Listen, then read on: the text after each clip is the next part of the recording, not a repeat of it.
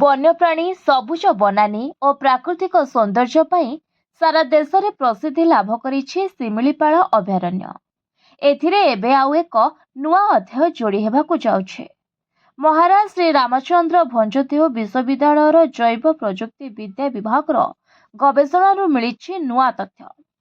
ଶିମିଳିପାଳ ଜଙ୍ଗଲ ଭିତରେ ଲୁଚିଥିବା ଲାଇକେନ୍ ବିଷୟରେ ଏବେ ଅନେକ ତଥ୍ୟ ଆସିଛି ସାମ୍ନାକୁ, ଯାହା ଭବିଷ୍ୟତର ଔଷଧୀୟ ଗବେଷଣାର ଏକ ମୁଖ୍ୟ କେନ୍ଦ୍ର ଭାବେ ପରିଚୟ ସୃଷ୍ଟି କରିପାରିବ ବୋଲି ଆଶା ସଞ୍ଚାର ହୋଇଛି।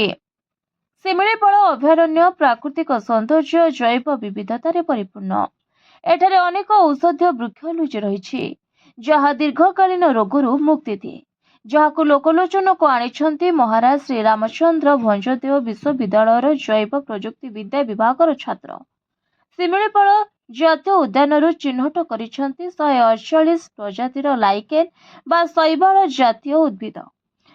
ଏଥିରେ ଓଡ଼ିଶାରେ ପ୍ରଥମ କରି ମିଳିଛି କ୍ଲୋଡ୍ନିଆ ପ୍ରୋଟିକୋଲୋଜା ଲାଇକେନ୍, ଯାହାକୁ ବିଶ୍ୱବିଦ୍ୟାଳୟର ଲାଇକେନ୍ ସଂଗ୍ରହାଳୟରେ ସଂରକ୍ଷଣ କରାଯାଇ ଗବେଷଣା କରାଯାଉଛି, ଯେଉଁଥିରେ ଜୀବାଣୁ ନାଶକ, ଆଣ୍ଟିଅକ୍ସିଡେଣ୍ଟ ଓ କ୍ୟାନ୍ସର ବିରୋଧୀ ଗୁଣ ରହିଥିବା କହିଛନ୍ତି ବିଭାଗୀୟ ପ୍ରଫେସର ବିଶ୍ୱଜିତ ରଥ।